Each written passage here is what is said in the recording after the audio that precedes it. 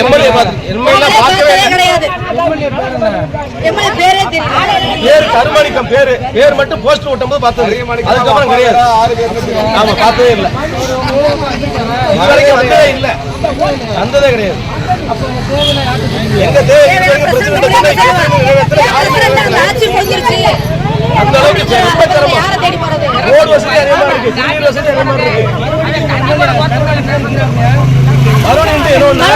ஓட்டே போட மாட்டேன் அவருக்கு.